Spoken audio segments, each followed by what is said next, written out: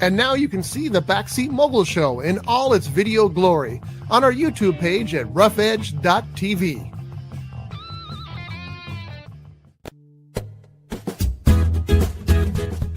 It's tiki time at Harbor Cove Cafe. Dive into the tropical paradise at the end of Spinnaker Drive in Ventura with vibrant drinks, delicious bites, award-winning fish and chips, and more. Now featuring extended hours, a dinner menu, and happy hour, Friday, Saturday, and Sunday from 2 p.m. to 4 p.m. Harbor Cove Cafe, the hidden treasure at the end of Spinnaker Drive. Visit harborcovecafe.net for more information. Showbiz is a cruel and shallow money trench, a long plastic hallway where thieves and pimps run free and good men die like dogs for no good reason. There's also a bad side.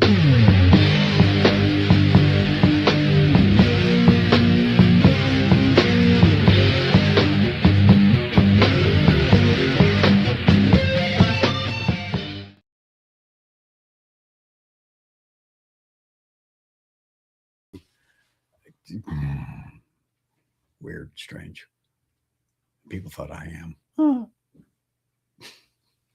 This is the Backseat Mogul Show live here on Rough Edge FM. I am R. Scott Bolton. I am the Backseat Mogul, and this is the show where we talk about show business. I just realized something sad, but anyway, Johnny, introduce yourself, but do it slowly. Hello, this is JohnyD, and may I start by doing this?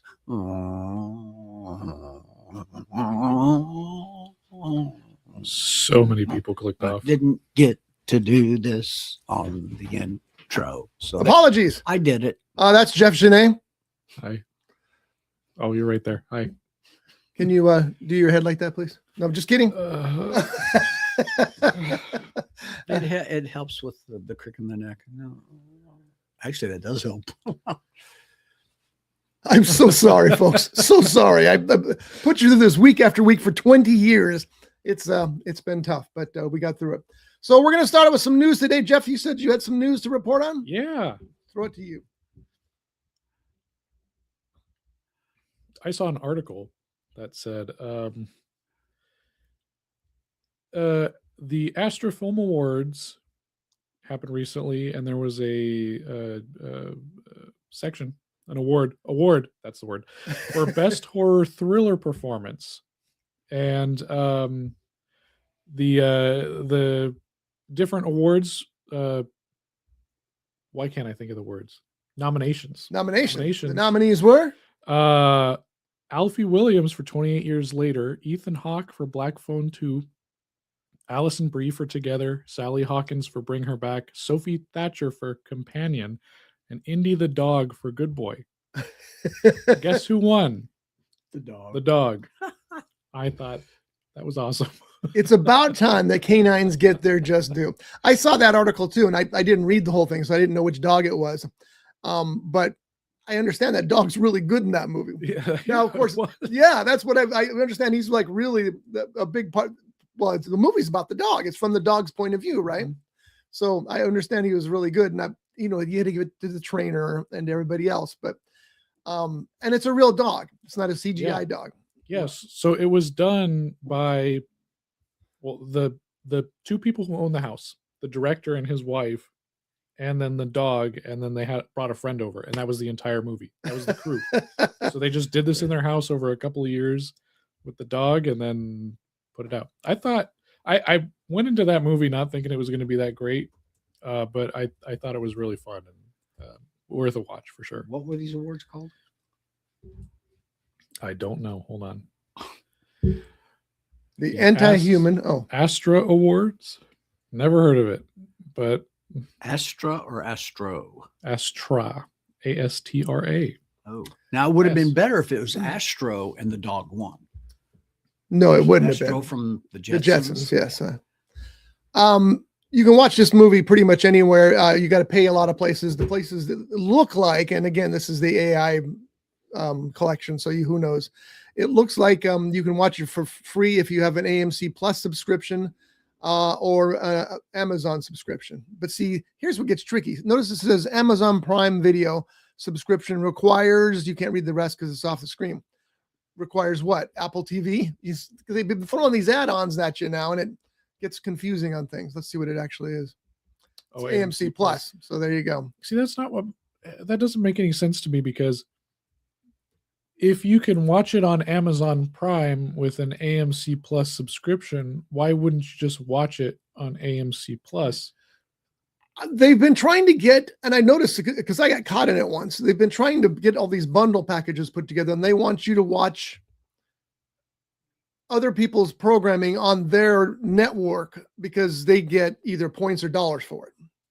So in other words, if you're watching Showtime through Amazon Prime, Showtime gets the points for it and Amazon gets the points for it, and maybe they split the dollars.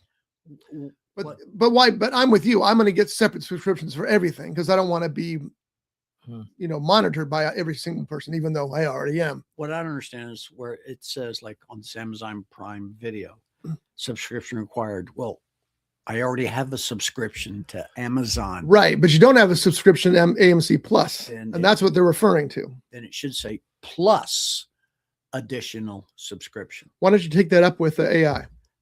See, that's how I felt about the 99-cent only store when they started adding this, that, and the other things. Okay, fine. You can call your store 99-cent. Just white out the only part.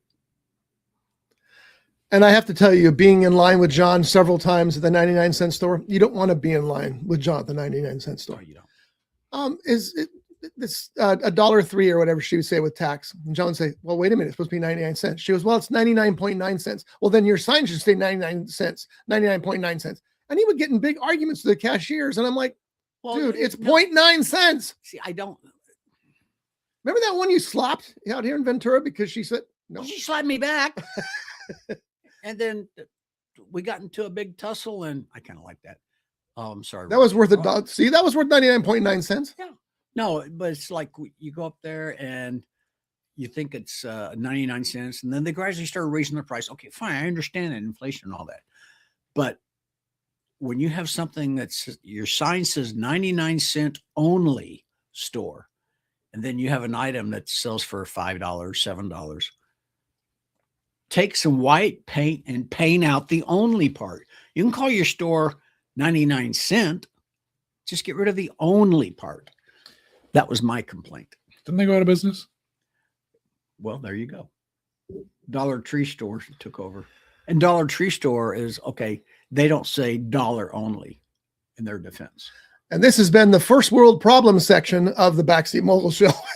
If 0.9 cents is your biggest complaint, you're living the good life. Oh, yeah. Speak of, what'd you do? He's practicing for the Y. Yeah. Is there a real question there? Or? Okay, can I just jump to something? Yeah. Okay. Look what I acquired yesterday.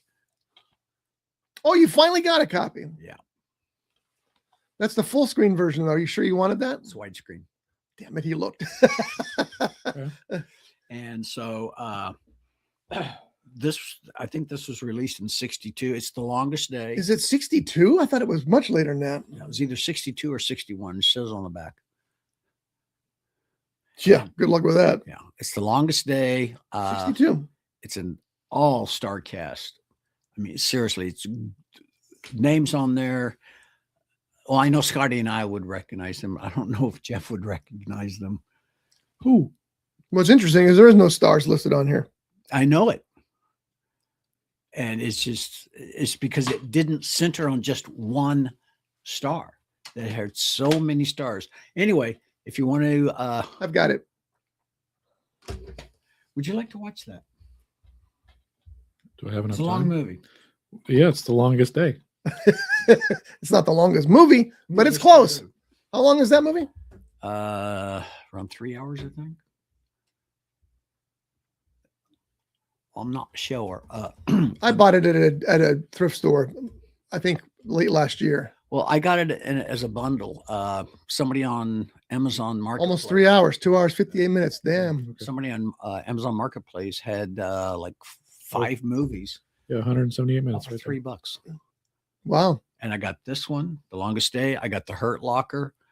Great movie. Heart's War. Is that James Garner? No, Bruce Willis. Oh, okay. And I can't remember what the titles of the others are. They're doing some construction next door, and it's a little disturbing. So if you see us freak out and turn, you'll know why. Yeah, next time you go to one of those places, Johnny, let me know, because my biggest problem with Amazon Marketplace or Facebook Marketplace or any of those marketplaces is I don't like going to people's houses. It's weird to me, so I don't go. So, but if you're going, let me know, and maybe I'll pick some movies out too. Well, this particular one, it was this woman had it, and it was one of these porch pickups. She had it in a nice bag with my name on it, and just asked me to put the money underneath the doormat, which I did, and I got all those movies. It was all for $3. That's pretty good. Yeah, buy your physical media, right? And I did pay it. That's good too. Yeah. Did you buy any movies this week? Did I buy any movies this week? Went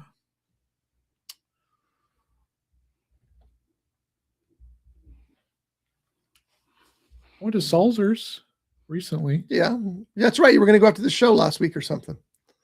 Yeah, I went with my daughter. We ended up getting we got the Die Hard trilogy, which I think I told you guys about. Haven't watched those yet? No. Yeah, I've been I busy. haven't had time, yeah. And then she had a little book that she got for Christmas about Wednesday Addams. Oh, about the Netflix show or whatever. So she saw the double pack of the Addams Family movies on there. So she wanted to get that. I've never seen the ones from the 90s. The Raul Julia one? Yeah, I've only seen the second one. I never saw the first one. So we sat down and we watched the first one. It was interesting. It's fun. It's a little different. I think I liked the second one better though. That was Addams Family Values, was it? Yeah, where they go to like the camp and everything. I thought that one was a lot more fun. And then we ended up getting, you know what? I guess I did watch some movies this week. I remember. She's been really wanting to watch scary movies with me. She can't watch scary movies with me because she's 4. Yeah. The 2 shelves of scary movies I have are a little too scary for her right now. Yeah. Jeff likes the really scary movies. So, but we ended up seeing Monster House at Salzer's. Oh. Which, if you don't know what Monster House is, it's a story about an old guy. I mean, every block has one. For me, when I lived on the street I'm currently living on, it was no, it wasn't. It was the crazy cat lady from down the street that we'd be afraid of. It was her house.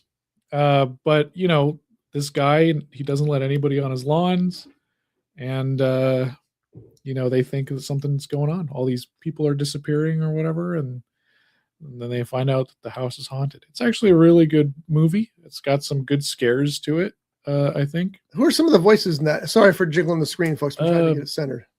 Steve Buscemi plays the old guy from across the street. Oh, okay, perfect. And I didn't recognize any of the other voices, but I recognized Steve Buscemi right away. But yeah, she got scared a little bit, but she enjoyed the whole movie. She was talking about it for a couple of days. So she's her daddy's girl. So she's gonna be into those movies, I think. Yeah.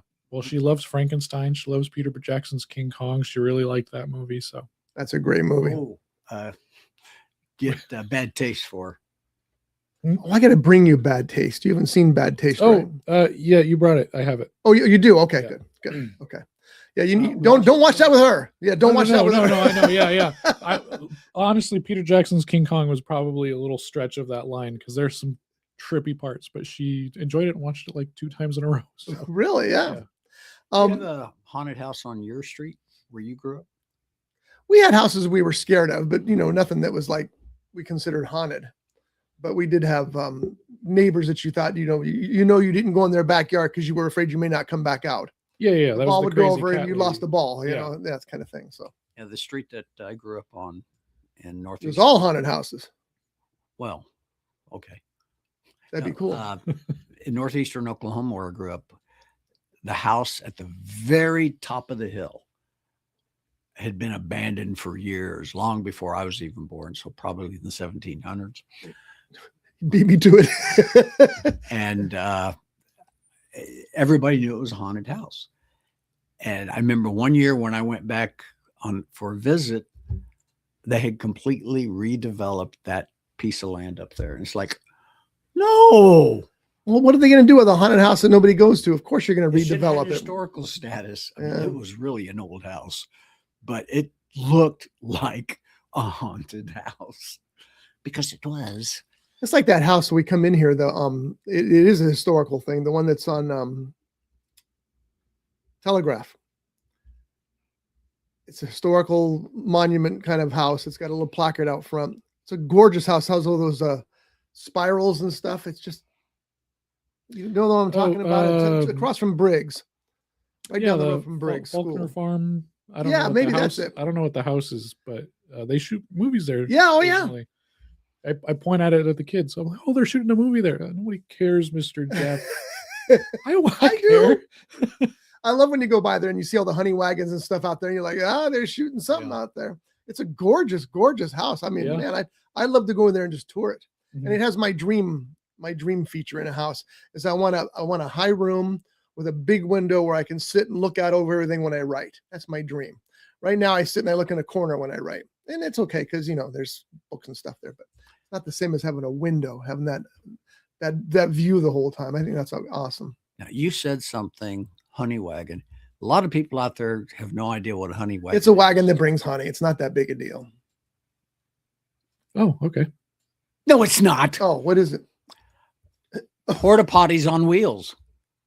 Back in the early days, they had these porta potties, and the reason why they called them honey wagons is because bees and flies and all that were always around them because it's where people went to the bathroom. Doesn't that extend now though to the trailers that some of the, not the big stars use, but when they have multiple dressing rooms in one trailer, isn't that still considered a honey wagon? They're still called honey wagon. Yeah, okay, that's what I thought.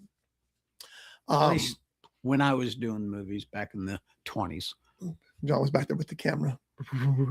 No, we had a monkey in there running around. Speaking of primate, go see that. It's fun. So what else did you see? That's it. You saw some Twin Peaks. Oh, that's right. Yes. And how's that coming along? Wow. Every episode just gets more and more wild. Yes. And yeah.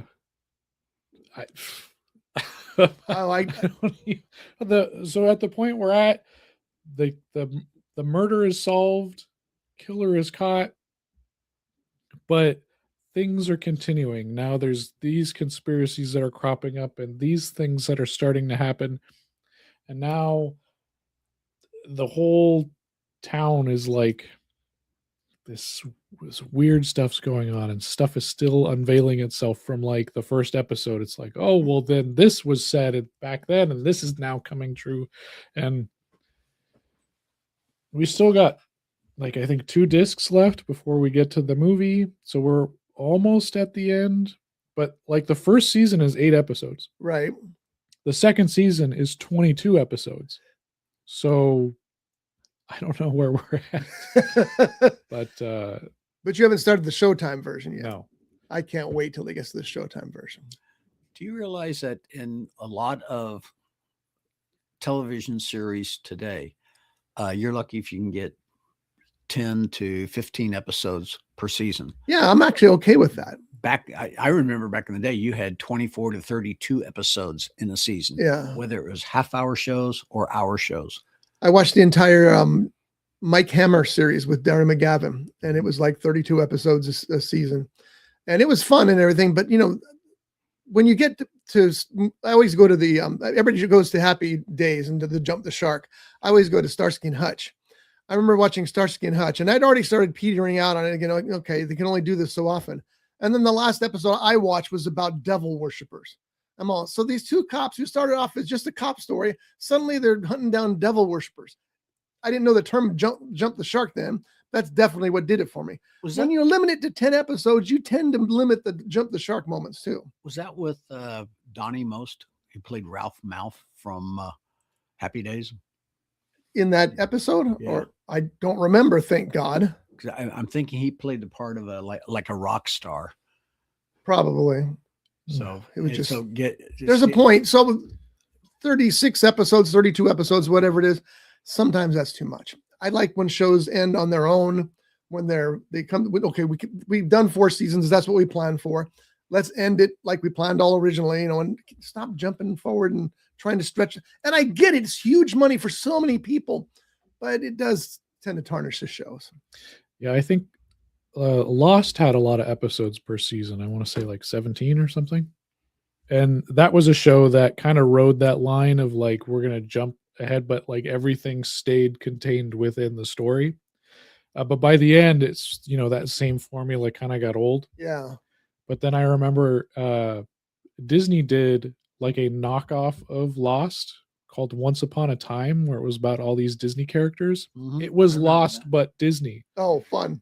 And that one got super repetitive. And that was Lost if it wasn't written well, because you're into it for the first season and then it just keeps going and going and going. And then they're like, what else can we bring in? Wizard of Oz. What else can we bring in?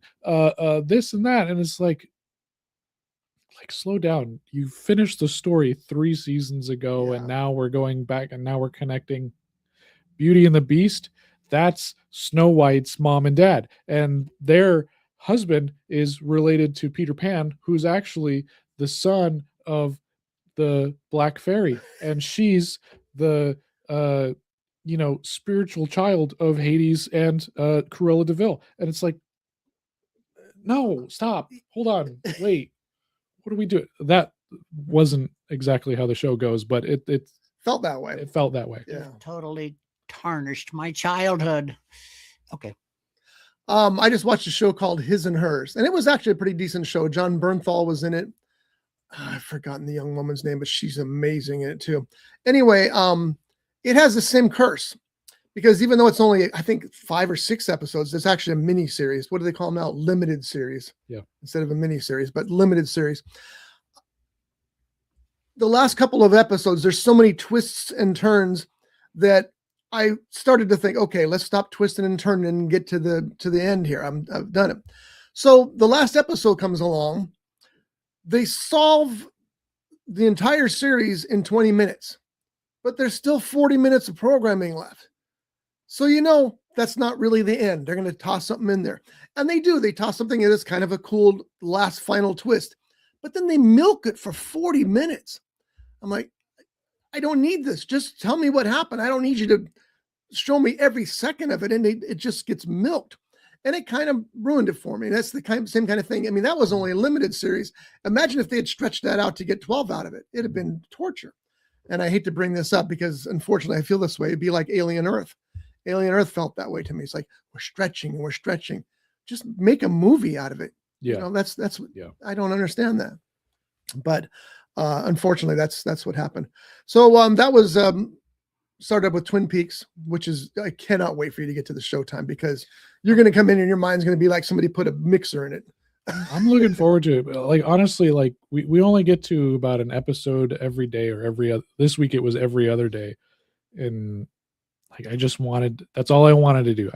Can we do 2 episodes today, please? Like, no, I'm tired. I got to figure out how I can fit in an episode tomorrow. Like, I just, I am not as far as I want to be right now. But that's a sign of a good television show. Yeah. When you can't wait to get back to it, that's the best feeling, man. I was like, I got to go find out what's going to happen next. Yeah. And I watched the Showtime version as it was released, and it was a weekly release thing. And I think there's 25 episodes. It's really a lot. Mm. The wife was, when she was working, she would go to bed at 10, and I would stay up till midnight watching what I wanted to watch, because most of the time when I'm watching what I want to watch, she looks at the screen and says, what the hell are you watching? I get that. There's no way I could have watched Twin Peaks while she was in the room with me. It just wasn't going to happen. So I would watch it then. And I would sit in that front room and I would laugh out loud. I would be shocked to the gills. And most of the time I'd be scratching my head going, what the actual hell's going on here? But that's Twin Peaks. And that's what you want. And the Showtime version was not only that sold me on Twin Peaks, it sold me on David Lynch. So that's a big deal. And I know I mention it every time, but if you haven't seen The Fabelmans, you got to see it just for David Lynch's performance. David Lynch plays John Ford, right? Yeah. And it's you'll It's weep. great It's so thing. great. Yeah, but it's a great movie altogether. It is. So. I love The Fablemans. And what was his pay for The Fablemans? Anybody know? Like next to nothing. You mentioned it before, like Cheetos or something. Cheetos. He wanted Yeah. Cheetos. Next to nothing. I don't know how many Cheetos he got. It might I have to excuse myself. Promise? Yes. Okay. So you get to do notes. Which means you don't have to do anything because John writes down every word we say. What? I got it. Well, this is okay because Jeff and I will talk about The Conjuring because there's some Conjuring news Is there? that I knew was going to happen. Not sure that they're taking the right route. Last Conjuring movie was a monster hit. It had very limited budget. What was the budget on that? Was it even 30? I have no clue. It's probably about $30 million. And it ended up grossing, what, 300 million worldwide? That's a big monster hit. So, of course, they're doing a Conjuring television series. We all knew that. And I told you all then there'll be another Conjuring movie with that kind of box office. There's no question. They just announced the new Conjuring movie. It's going to be a prequel, and it's going to have a different cast. Okay. Now, will that fly? I know it depends on the cast, obviously, but just for general purposes, the stars of the Conjuring films are part of its success, no matter any way you look at it. Yeah. So what they were setting up, because in Annabelle 3, so the Conjuring 2 set up the nun and then the spindly guy. I don't know, the big tall dude. Yeah. He was supposed to have his own movie. And then Annabelle 3. That wasn't Slender Man, was it? No, that was the Crooked Man. Crooked Man is what it's called. And in Annabelle 3, that wasn't really an Annabelle movie. It was just a house full of kooky characters movie. That's and one of the reasons I didn't like it so much. Yeah, and it's like, we're just setting up 800 spin-offs here. Yeah. Because you got the guy with the coins in his eyes, you got the werewolf, you got the, I don't know, whatever else, samurai dude, I don't care. And so I felt that it was a little less obvious in this one, but like in the beginning where they're giving birth or whatever, they had those two young actors. And I'm like, okay, well, you said prequel. They're going to use those two people because they skip ahead on their cases really quick in those 4 films. And it doesn't really fit with their, like the timeline of how things happened. So they have over 1,000 cases. You know, there's room for a lot more to explore. Yeah. And then, you know, you have the daughter and the other guy or her husband, I guess. I don't remember. I know who you're talking about, though. And, yeah. and so will you guys if you've seen the Conjuring movie. The 2 side characters that came along to work with them that were more the focus of the 4th one. That's, I was like, okay, well, that's going to be the show, is them. I would imagine. But yeah, I don't know how it's going to work, honestly. Yeah, like I said, it depends on the cast. If they have to get the cast right.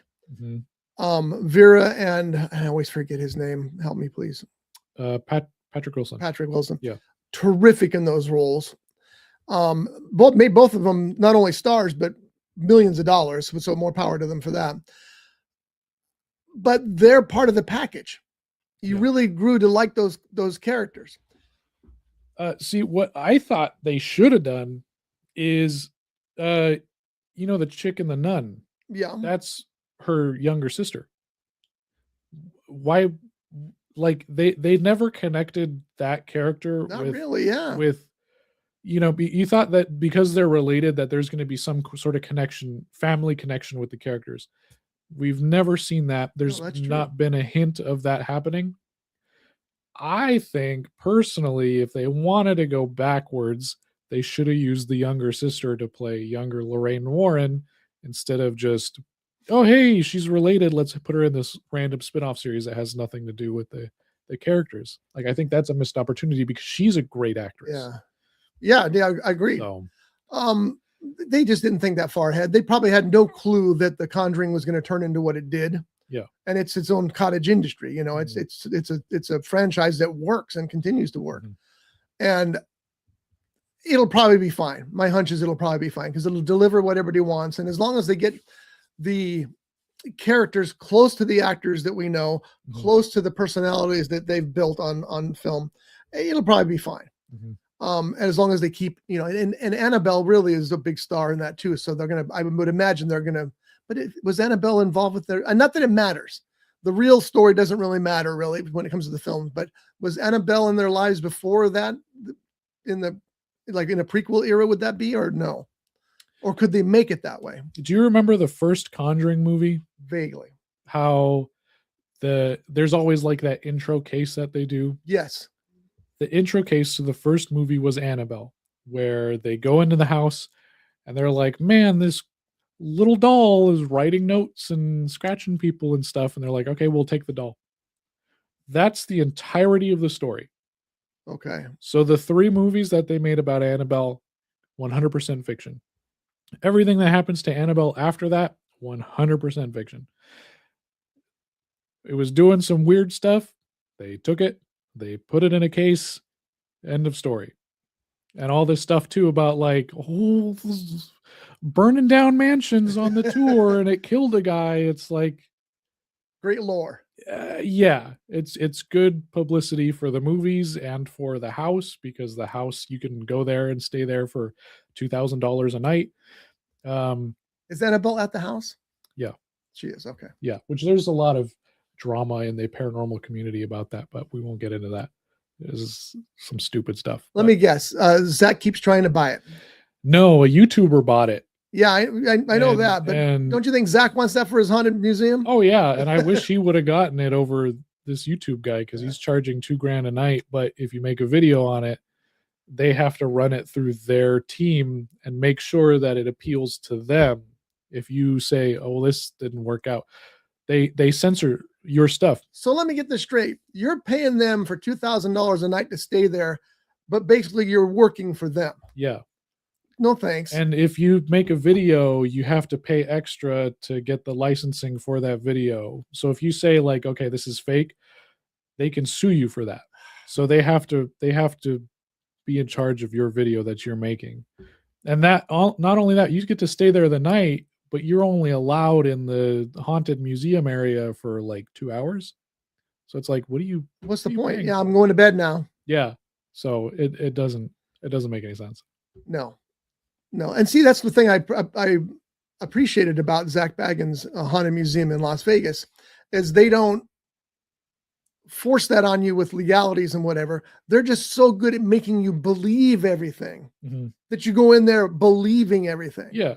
And I love that. And they do that throughout the tour as well. The tour just, but like I said, it gets to the point where you start to challenge them. Yeah. Okay, come on, do something already. Because this is, and then you end up with a bad liver and you don't know how it came from. But anyway, that's what I think the difference is. It's like, first of all, he's not charging you $2,000 a night, even though he should have a package that I know he does the flashlight tour, which would be a blast. Yeah. That's where you do the haunted mansion, the haunted museum tour with just a flashlight. I think that'd be so cool. It'd be 10 times scarier. That's for sure. But I don't think he does an overnight thing. No, I don't think I think he's only let a couple of people do overnights there. Yeah. One of them was, who's that singer? Post Malone. Yeah. Cause he's featured in the, well, he's friends with Post Malone too. Like they've done a couple episodes together. And have they? Yeah. I remember watching one and they were like, they have the ghost box or whatever. And they're talking to him like, who's this? Do you know who this is? And then it just says dirty. I'm like, yeah, he does look dirty. That's funny. I don't understand those spirit boxes.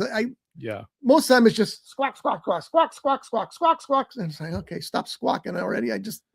But then you get, but my concern is that, apparently they're supposed to be capturing voices of the dead from the air, right? But you're listening, you get the squawk, squawk, and all of a sudden it cuts in and it's 1 item 12 in pursuit of customer. And they're, hear the ghost? That was a police thing, Yeah.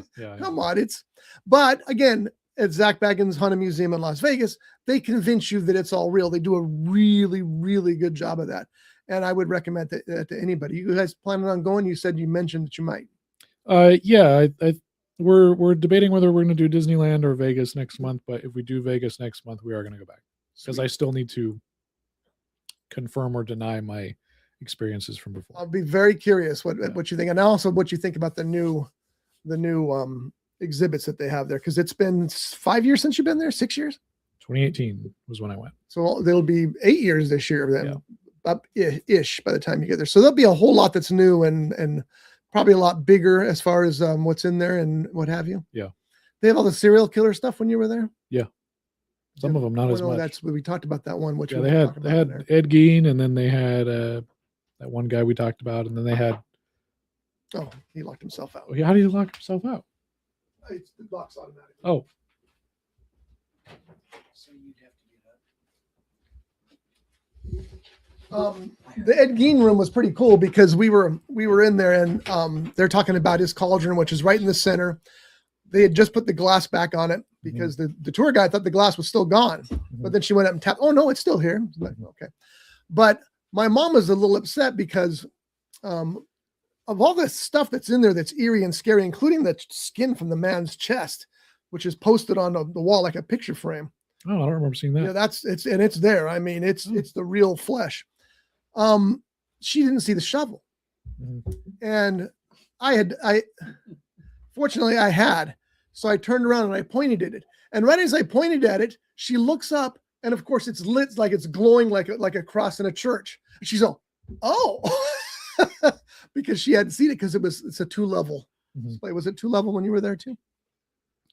We didn't get to go up to the second level. No, you don't go to second level. It's just above you. It's like it looks like a weird farmhouse. Yeah, thing. Yeah, exactly. Yeah. So it's the second level is where they have the body draining and what have you. You didn't put John Goes to the Bathroom on there, did you? Yeah, he did. Yeah. I didn't. I just drew the toilet. Great. That's going to be your image for today. Yeah. Is going to be the toilet. So anyway, we were talking about The Conjuring, new movie coming, a prequel. Don't know anything else about it at this point, but it should be interesting. And if I knew you make that kind of money at the box office, you're not going anywhere. You're going to be making those movies until people stop going to them. Yeah, because you have, like I said, 1,000 different cases. So therefore you have 1,000 different concepts because you don't use any of the history of what the actual cases are, as we've seen from the last 2 movies. Right. You just use the names and then, there's a ghost there. Cool. Good enough. Yeah. So, I mean, that's just money for years and years and years. So. And then they'll keep doing it until people stop going. And, the series will be a hit, I'm sure. And you said something to me many, many years ago. Can't say that in the air. Oh, go ahead. Wasn't that? Oh. Could have been. No, I'm curious. You've heard it before. Oh. As long as it puts butts in the seats, you're putting butts in the seats. That means you're putting money in the coffers. Yeah, that's all they care about. They don't, people say Hollywood's run out of ideas. That's not true. There's tons of ideas. It's just that audiences won't go see them. So you keep doing the superhero movies. You keep doing the reboots. You keep doing that because people will go see them. That puts butts in the seats. So it's not, it infuriates when people says Hollywood has run out of ideas. They haven't. They've run out of ideas of what you're going to be watching because it's really up to the audience. How many different Nightmare on Elm Streets has there been? There was 9, was there? Yeah, I think so. And how many Halloweens? How many? 50 and counting. The Saw. I mean, it's just like 10 Saws. I know. I got to see the last 3. I haven't seen the last 3. I never saw 10. 8 was dumb. The one with Chris. That one was fun.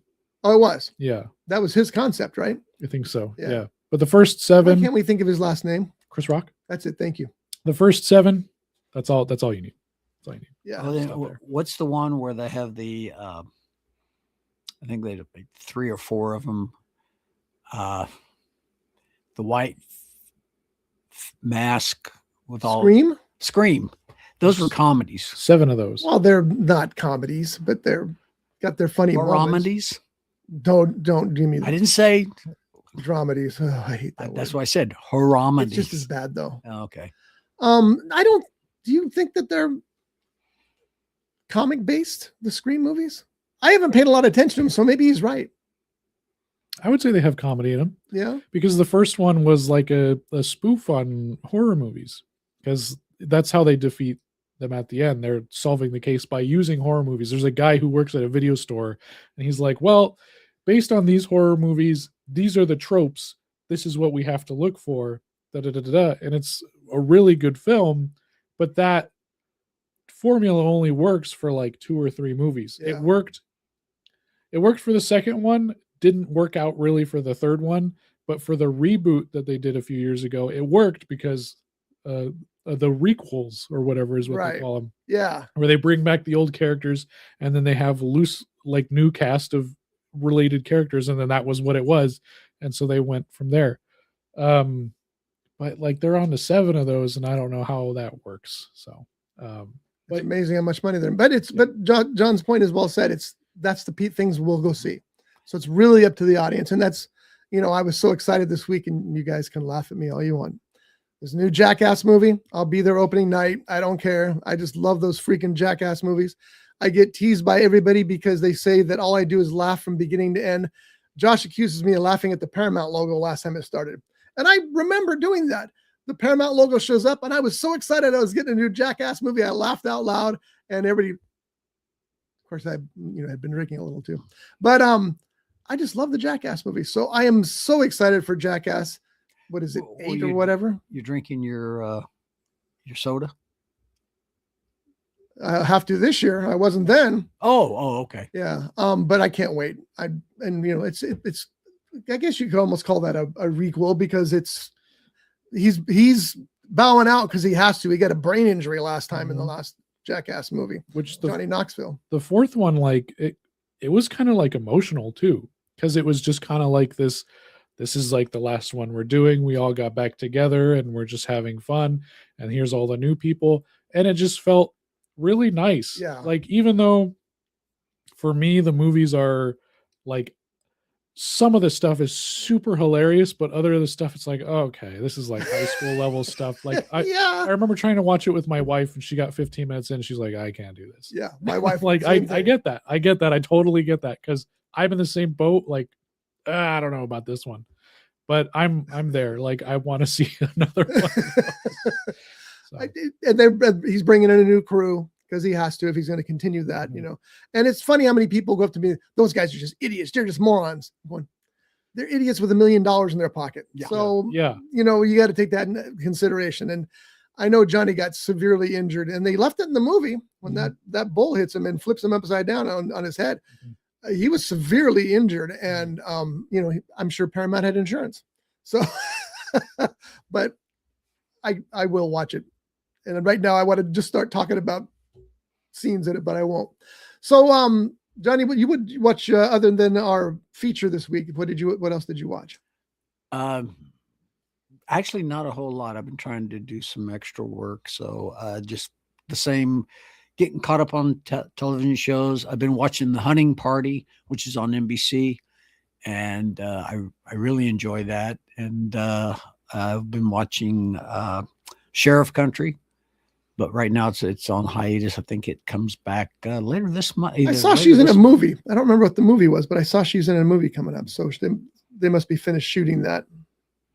But yeah, that's pretty much it. It hasn't been a whole lot. There's a lot out there that I do want to go watch, but there's not a whole lot out there that I'm dying to go watch. Does that make sense? Mm-hmm. Yeah, it's kind of a lull right now. There's stuff that I'd like to see, but stuff that I can wait on. Other stuff that I don't want to wait on. We were Shelter. Oh yeah. So speaking of Jason Statham, when I first saw the trailer, That was the third trailer. I like that trailer. I think I just coined a word. I thought it was the new Bee movie. Beekeeper movie, and probably a B movie too. I am so looking for. Is there a new Beekeeper movie? Yeah, it's in the works right now. Statham has found his niche.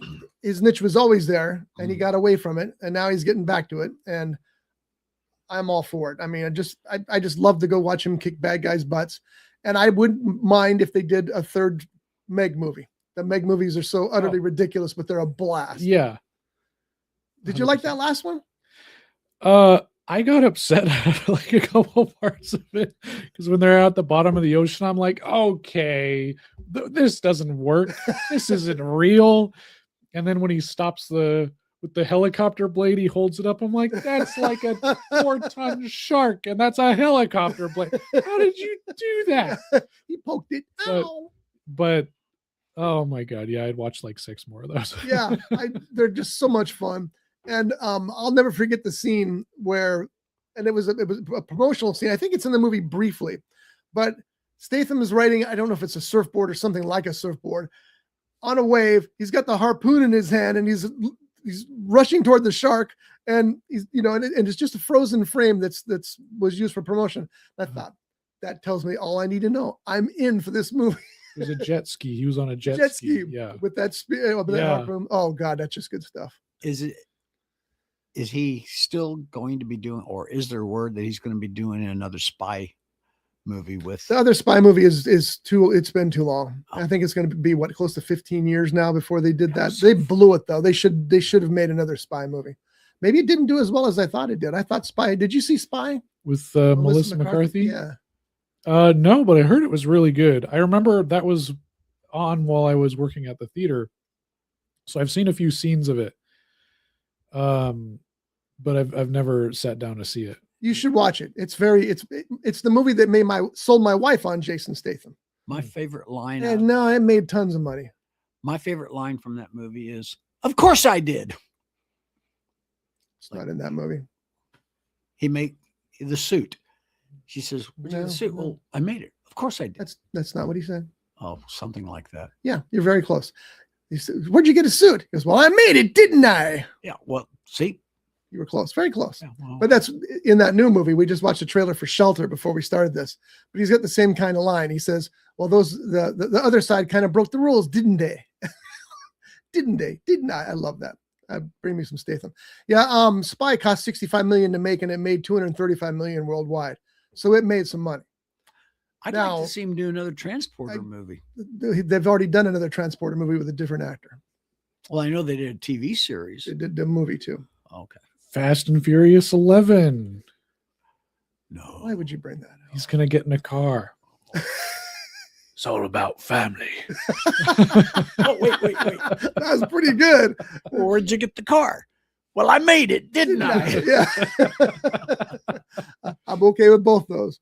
I was kind of disappointed. Well, I'm okay. I'm going to be honest. I'm disappointed when anybody I like gets involved in a Fast and Furious movie, because I know why they're doing it. It's big bucks. Mm-hmm. But I mean, Kurt Russell in a Fast and Furious movie? Really, Kurt? Go do something. You're better than that.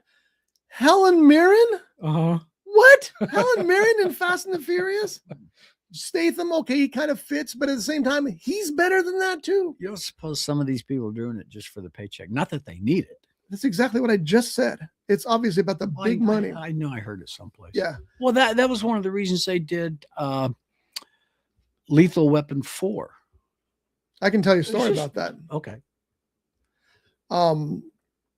The producer, Joel Silver, because we pitched him a book series one time. It was so much fun pitching. He scared the hell out of us though, because it's Joel Silver. I can't talk about that on the air. We pitched him, and he told us a story about when. Now you have to imagine this was back when, because this was what, the 90s or whatever. Yeah, the 90s. And he said that he got the go ahead from Warner Brothers to do Lethal Weapon 4, and he said, well, the problem is Mel won't do it. And they said, we'll offer him anything he wants to do it. And he said, well, what if he wants $20 million? Then Warner Brothers said, then we'll give it to him. So he got up and he walked over to Mel Gibson's office on the lot, and they wouldn't let him in the front door because Mel was in a meeting with somebody else. At this point, Joel Silver was a pretty big producer, but they wouldn't let him in. So he went outside, crawled past the bushes, went around to the back where there was a sliding glass door where Mel Gibson's office was, and Mel was in there with whoever he's meeting with, and he started pounding on the door. And Mel Gibson turns around, and they'd worked before in the other Lethal Weapon movies. He's all, what are you doing? I'm in a meeting here. And he's all, I can get you $20 million for the next Lethal Weapon. And Mel says, come on in. So that's the story that Joel Silver told us. Now, is there supposed to be a fifth one? or is there? There's been talk talks about it for years. There was a TV show which wasn't bad, but the actor was nuts, unfortunately. He was actually good. He was. Yeah, it was a decent series. He plays a character who is nuts because he is nuts. Yeah. That was unfortunate. But they keep talking about Lethal Weapon 5, but I mean, how much longer can you wait? Yeah. And Mel's not doing himself any favors right now, so he's not going to be featured in a film like that. So it's just not going to happen, unfortunately. Okay, so to the things that I watched a few movies here. I did watch Stone Cold Fox, which is the new Netflix action movie. I should know her name. Who's the young lady who plays Sabrina the Teenage Witch? McKenna Grace. I wish. Isn't she? Does she play that at some point? Yeah, I believe so. It's right. Hold on. I'll just look up Stone Cold Fox. Stone Cold Fox. The actress I'm thinking of is Kiernan Shipka. Wait, is that her? Well, hold on a minute. Am I getting my? Or am I? Because it's probably me. It looks like her. Oh, well then, yeah, that looks like her. Huh? Yeah, that's her. Sabrina. She plays Sabrina. Wait, many people have. Sabrina. She had 3 seasons of Sabrina. I thought it was the other girl. Well, it might have been. Look, they look the same. That's the same person. It does look the same. I bet they shop at the same store. Well, who's the girl that's in the movie about her character's father and aunt die in a crash? That's McKenna Grace. Yeah, because I just saw that movie. I do love McKenna. Because it looks like her. I think McKenna Grace is going to be a superstar. I really do. She's got such talent. It's just amazing. Anyway, this is Kiernan Shipka, and she was in Mad Men. She played one of the Draper's daughters. She did the voice for Avatar: The Last Airbender, Jeff's favorite movie. I might have made that part up. Chilling Adventures of Sabrina. She was Sabrina the Teenage Witch, and now she's in Stone Cold Fox. Genora. I don't know who that is. I don't recall that character. Are you a fan of that movie? Really? Was his voicing? So yeah, it was the animated thing, right? Yeah. Oh, the animated series is one of it's in my opinion, the best animated series of all time. Really? 100%. That show is fantastic. I watch it end to end every couple of years. I tried to start it with my daughter a couple weeks ago. She didn't want to keep scary stuff in it. I guess so. Which is sad because I want to watch it. I'm at the point where I need to go through it. I may have to watch that then. But the movie by M. Night Shyamalan sucked. That guy did not understand the source material, which is strange for him because you would think, why would he do that? Being as good as a writer as he can be, why would he do that? Not understanding that. Why without the? Apparently, he did it for his kids. Like his kids told him to do it, and then that's why he did it. But then he just didn't. Yeah, it just didn't pan out. He should ask his kids more questions about it. There's like a follow-up TV show with the future Avatar. First season was okay. The rest of it was kind of dumb. And then the Netflix show, from what I've heard, the original creators were part of it and then they backed out. Oh. So I've only seen... Wait, have I seen any episodes of that? No, that was One Piece. I'm getting confused. I haven't seen the live action show. But I heard that the first season's okay and then that the second season is just going to deviate from like core... when are they going to learn? Core things from the show. But yeah, if you haven't seen Avatar: The Last Airbender, that's something you need to do like right now. I did watch the first episode of the animated show because of the M. Night Shyamalan movie. So I guess the M. Night Shyamalan movie has a purpose. But I never followed through with it because I don't watch a lot of animated stuff for, I don't have kids and I don't understand anime in general. I try to do that anime show every week with Devin, and he'll give me assignments of things to watch. And like Maiden Abyss. Have you ever heard of Maiden Abyss? Nope. They gave that to me in that first episode. I thought I can finish this up, and then halfway through, it's like, no, I just don't. Well, it's got a quirkiness and a weirdness to it that I don't fold into. I know why. There was no sponge in I do like there's SpongeBob. there is a new yes, I do like SpongeBob. There's a new series. I'm never going to be able to remember the title of it either. I talk about it all the time too. But anyway, it's about an anime series about a hitman. He's the world's greatest hitman ever. Mhm. And he's let himself go. And now he looks a little bit like me. In fact, I volunteered live on the air to play the character in the movie, the live action character. But he gets a 1 billion yen bounty put in his head. Mhm. And so all these people are going to his store, which he bought because he married a woman who promised her he'd never kill again. And all he wants to do was to have this little grocery store where they can sell beef buns. So all these assassins are coming to the place trying to kill the world's greatest hitman ever. They can't touch him. And I just love that whole concept and the way it's done. He when he gets into battles and fights furiously, he loses so much weight he looks like his high school self. Okay. But he gains it back by the Gains it next back. day because he likes to eat. Oh, okay. Sounds It's fun. Sakamoto. Just pulled it up. Oh, okay. That's it. Sakamoto days. That's it. How did you find that? I've heard of that. I've heard of that. Magic. No. What? I'm curious. What phrases you put in there to put in? Animation about world's greatest hitman. Oh, that's pretty good. Yeah. Sakamoto days is awesome. I love that. When you were describing it before I pulled it up, I'm thinking of that movie that had Short Round in it. Temple of Doom. Oh, the one he. That's the only movie Short Round's been in. All right, the actor, grown up. Kai Hei Quinn. Is that right? Ki Hu Kwan. Ki Hu Kwan. Yeah. What was that movie?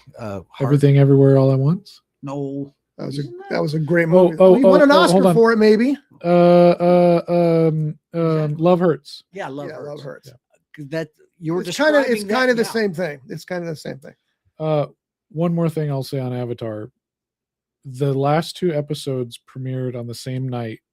And I remember it being like past my bedtime or something. And I had to ask my parents to stay up and watch it because the last 2 episodes of Avatar was like a cultural phenomenon when I was a kid. Yeah. Everybody stayed like that everyone was looking forward to it. And I got to stay up and watch it. And I still remember like that. It was just mind blowing. So Mark Hamill voices the bad guy. Okay. I'm going to have to watch this from beginning to end. I'm going to have to check it out because do you know happen to know where it's airing right now? I have no clue, but I got all 3 seasons on DVD. Okay. Let me see if I can find it. If I can't find it, then I may take you up on last time I checked, I think it was on Netflix, but they might have taken it off. Yeah. It might be on Paramount. It probably is on Netflix because I remember seeing a ad for it. Yeah. I know the live action is on Netflix, but I know because it's Nickelodeon, it might be Paramount. So one of those 2, I think, would have it. Okay. I'll find it. I'll look and see. But anyway, that's Stone Cold Fox. Back to that. This movie wants so badly to be a Tarantino movie. It's got that edgy, quirky, raw kind of feel to it with all kinds of kinetic action. Can't maintain it. It loses it. It kind of just runs out of steam eventually. And it's unfortunate because there's some great performances in it. Kiefer Sutherland plays a bad, not a sheriff, but a detective. He's terrific in it. If anything, this movie proves to me that Kiernan can play this kind of a role because this is a role that you would expect Margaret Qualley to take because she has no fear. You know, I mean, look at her in Once Upon a Time in Hollywood. That was Margaret Qualley, right? Oh, I thought that was The Hitchhiker. Yes, that's her. Yeah. She's got that kind of energy, that kind of grit, and I hope she does more of this. Hope this doesn't steer her away from it because I could see her in a better movie. Let's put it that way. The next thing I watched was North to Alaska, 1960 John Wayne movie. Mm-hmm. I forgot, and maybe this isn't in most cases, that a lot of fight scenes, especially in John Wayne Westerns, look like they come from Benny Hill. There's whistles and bell sounds and scenes where like cuckoo clocks fall on a guy's head. And it's like, this is slapstick. This isn't a bar fight. This is slapstick. And it really threw me off. Now, see that movie. North to Alaska is a rom-com. It really is. But I didn't realize that. So it being a rom-com, it's supposed to be a little bit silly. but that fight scene was ridiculous. And it really turned me off. And I almost didn't want to watch any more of it because I don't need the whistles. Is it a clown whistle? It's a fight scene. Mm-hmm. I don't need to see a guy get a hit in the head with a hammer and hear birds tweet. What am I watching here? It's like a cartoon. When was the movie made? 1960. Was Stuart Granger in that and Fabian? Yes. And was it Fabian? Yes. Okay. And I can't remember the woman's I had name. dinner with Fabian, but we'll talk about that later. I can see her and I can't remember her name. Cappuccino. Yes. She was great. I had no idea she was that good, but that woman needed a cheeseburger back then. Somebody should have given her a burger. She must have had it like an 18-inch waist. It was sad. But yeah, I was a little turned off by the fight scene. That fight, and it was a big opening fight scene, and it was like, this is a Warner Brothers cartoon. It's not a John Wayne movie. So hopefully most John Wayne movies aren't that way. I can't imagine Big Jake having a fight scene with whistles. Yeah, I have developed a collection of John Wayne movies, and especially his westerns, and they're not like that. They are really, really good. Good. Oh yeah, I remember I watched a bunch of John Wayne films earlier this year. I don't remember train whistles and birds. Okay, so North to Alaska might be the off. Yeah, I hope so, because it was Benny Hill. You can almost hear the music. It's like it really that bothered me. Anyway, everybody was terrific, and I realized why Kappa, whatever her name is, amazing actress. I'm going to have to look into what else she has done as well. Fabian, I don't know if it was his first movie or not. A little over the top. Just say that. I also watched Agatha Christie's Seven Dials, which is a cable movie based on yet another Agatha Christie book. Agatha Christie wrote over 100 books, and she probably has 300 movies made after her books. And that's from Cappuccini. It's not Capucine. I'll find out how to say it. How would you pronounce that? Cappuccine. Cappuccine? Is it cappuccino or Cappuccine? I mean, it's obviously Italian. Mozzarella. Anyway, she's amazing.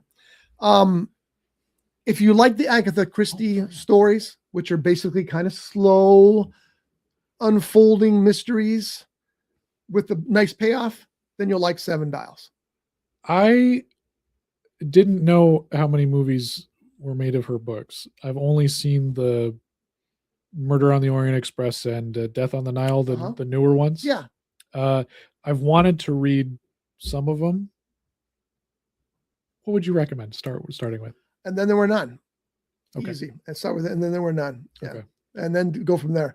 They're all, well, I haven't read all of them. I've probably read half. And they're all very good, often similar murder stories, but like Seven Dials, sometimes she throws you a nice curve. What an amazing mind that woman had. It blows my mind that she was able to write that many books. And she's been dead, 50 years now?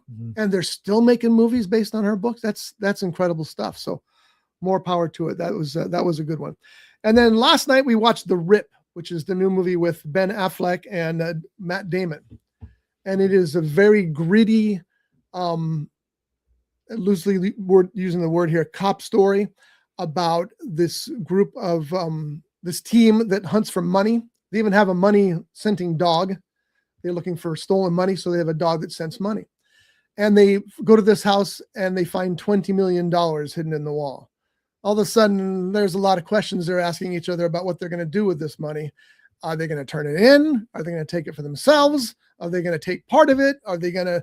But meanwhile, the bad guys are threatening to kill them all if they're not out of there in 30 minutes.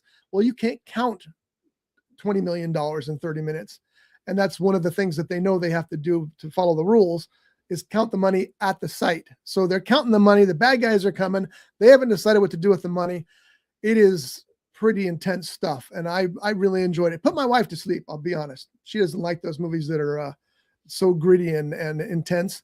But I was pretty much riveted all the way through. And Matt Damon and Ben Affleck, you don't even recognize Ben Affleck. A couple times you're going, is that really Ben? Yeah, it is him. But he's really, really good in it too. So I recommend The Rip on Netflix. I was just about to ask where that was on. Yeah, it's on Netflix, and it's I thought it was a series at first, and I a lot of these things, especially on Netflix, you see, could be a movie. The Rowan Atkinson does that series, Man versus Bee, Man versus Baby. Well, he just came out with Man versus Baby. That's the new one. It's a 3-episode limited series, but each episode's 30 minutes. Why don't you just make a movie? Just put it together and make a movie. Why is it a series? Yeah. 3 different paychecks. But it'd be the same. I don't get it. It just, there's no reason for me to wait a week to watch another episode of Man versus Baby. It should be a movie, but there's got to be a reason about it somewhere. Is The Rip based on a book or a screenplay? Is it just a screenplay or what? I don't know the answer to that. I have a hunch it's based on a book. Yeah. Speaking of books, did you? Oh, what do we got?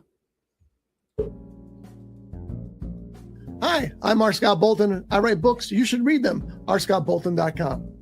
And they're available on Amazon.com. And if you've got Amazon Prime, you're going to get free delivery. There's a plethora of books written by R. Scott Bolton. My favorite is Dead Dick, about a 1940s private detective, hence the term Dick, who has died, hence the word dead. The latest that's available is Bowling Bag in the Back Seat. Get these books, all 40,000 of them. Okay, there's not 40,000, maybe 39,999. No, not that many. No. There's 8. There's 8. And they run the gambit from science fiction to fantasy to everyday cops and robbers to private detective. Not just the 1940s private detective, but present day. And also, one of the books, which again I really like, Dead Dick, has nuns with machine guns riding the Harley. Get these books. You'll enjoy them. Amazon.com, R. Scott Bolton Books. Get them. rscottbolton.com.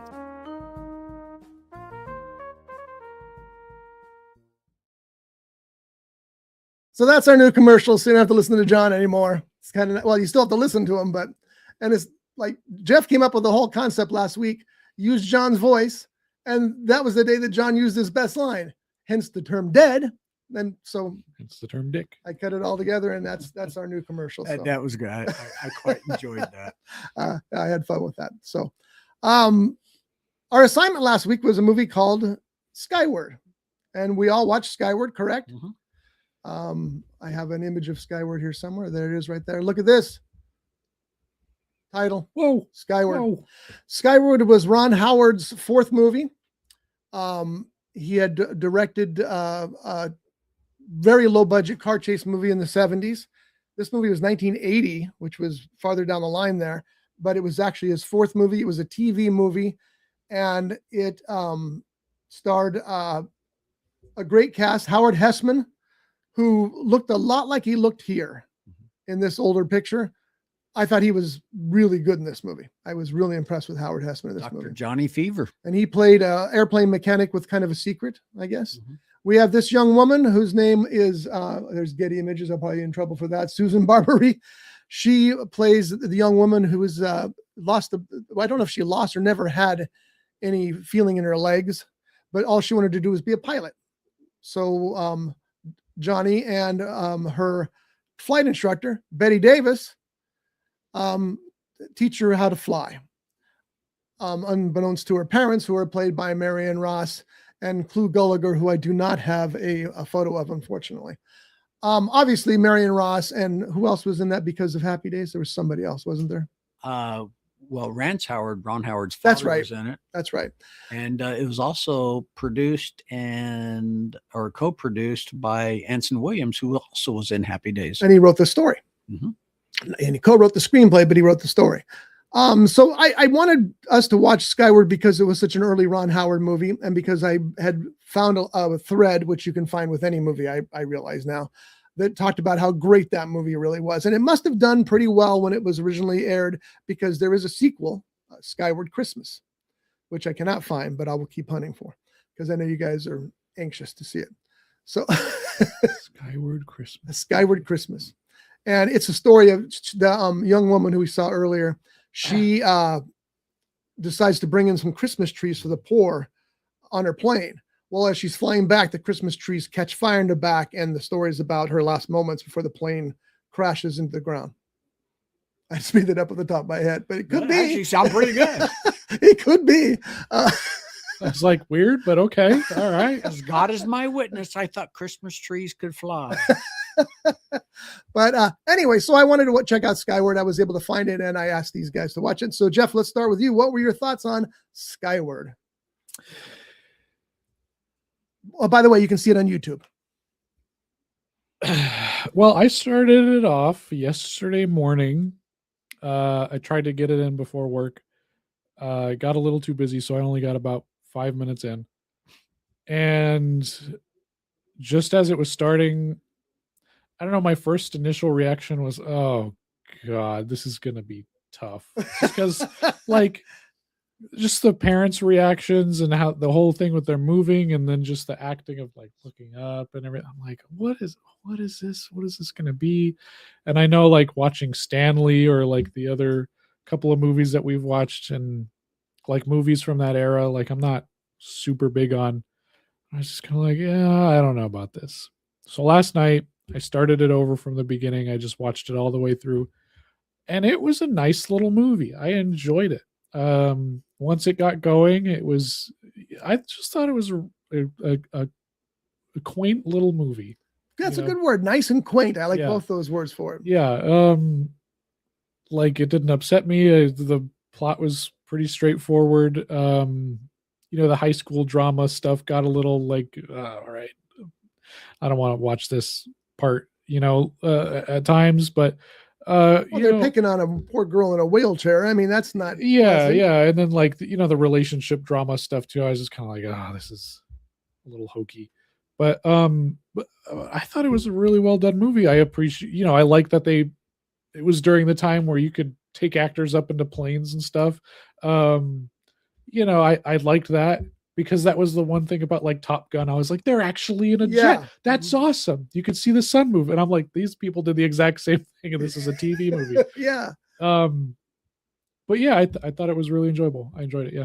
Good. Johnny? I quite enjoyed it. Of all as Jeff was saying, of all the movies that we have reviewed that you've downloaded for us, the only two that I can say I really, really liked was the first one was Star People, which I thought was excellent. Yeah, it was. And this one I thought was the best so far. I quite enjoyed it. All the acting I thought was great. The dialogue, the storyline. I was quite impressed with the young lady, Susie Gilstrap, who's in the chair. I called her Susie Barbary. That might be like her married name, but Susie Gilstrap is how she was listed in the credits. And come to find out, she actually is confined to a chair. As a young lady, I think it was a eucalyptus tree fell on her and crushed her spine or something like that. And can you imagine? Yeah. So she got to play that part, obviously. But yeah, I thought she was great. Certain things like where she's going down the street, watching the two gliders fly. I was expecting a car to hit her or something like that. Because modern films, that's what would have happened. Yeah, because she's watching these gliders and going down the middle of the street, and you don't hear any cars honking or anything like that. Every once in a while she looks down, then she looks up, and that's what I was expecting, something like that to happen. Mm-hmm. But I quite really enjoyed this movie. I thought it was well done, well written, well shot, and come to find out, it was shot in Rockwall, Texas, which is not too far from Dallas. Yeah. I liked it too. I thought it's definitely a product of its era. It looks like a TV movie from that era. It reminded me of an after school special in a sense. The Big Blue Marble production company that we dealt with, it's the kind of thing they would have done. And that's okay. There's nothing wrong with that. It was interesting because it was Ron Howard's fourth film, and also because Bette Davis is in it. She's a Hollywood legend, even though she's been dead, 20 years, 25? She's still a Hollywood legend. And so it was good to see her. And she's great. What was she, like 78, 80? Something like that. Yeah. And she was terrific in the movie. She was irascible and ornery like she usually is. And the main reason I wanted to see this movie is because I heard a story from Ron Howard. And if I told the story already, I apologize, but it applies here specifically. Ron Howard discovered that he was going to be directing Bette Davis. And like I said, this was his fourth film. He was probably 25, 30 years old at the most. And all of a sudden he's got this screen legend working in a movie with him. So he called his father and said, what do I do? How do I treat her? Do I treat her like royalty? And father, you treat her like everybody else. You just treat her like everybody else. That's what she's going to expect. So Ron Howard got on the phone with her, and he said that, at first it was a little rough going because they were talking back and forth and whatever, and they weren't really sure they clicked. And then they started talking about the character, and they realized there was some ground there that they agreed on and whatever. And the next day was shooting, so they didn't have a lot of time to go. So Bette Davis finally told him, well, it's getting late for me, so I'm going to go to bed if you don't mind, Mr. Howard. And he goes, well, Ms. Davis, you don't have to call me Mr. Howard. You can just call me Ron. And she goes, I haven't decided if I like you or not yet, so I'm going to call you Mr. Howard, and hung up on him. So he shows up the set next day, and he said he was all worried about Bette Davis. And he said, and there were some headbutting going on because here's this young kid who's barely getting started, and here's this Hollywood legend that's there.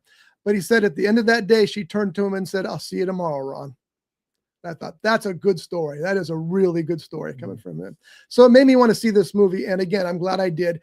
It's definitely, as I said, a product of its era. It looks like an old movie, an old TV movie. That's important because it does look like an old TV movie. Yeah. I don't think Howard Hessman has ever been better. At first, I wasn't even sure it was him.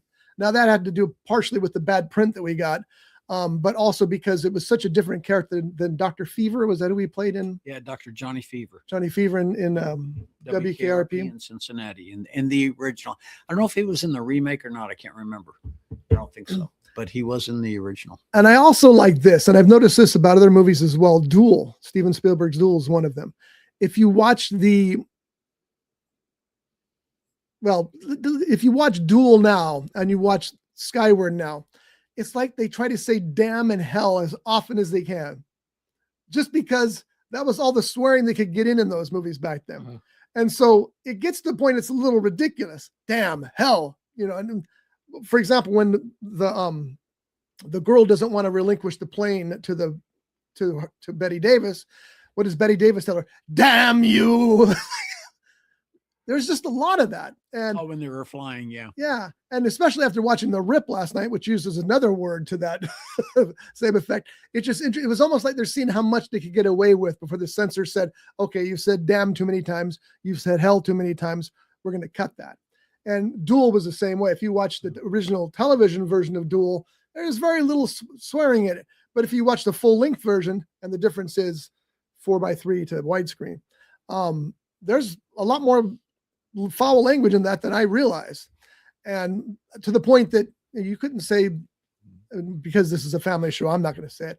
You couldn't say the SH word on television when Duel was released, but they say it. Well, because it was a theatrical version in Europe. So there's different play there. But yeah, Skyward is fun. It's free if you want to watch it on YouTube. And John has something else to show me.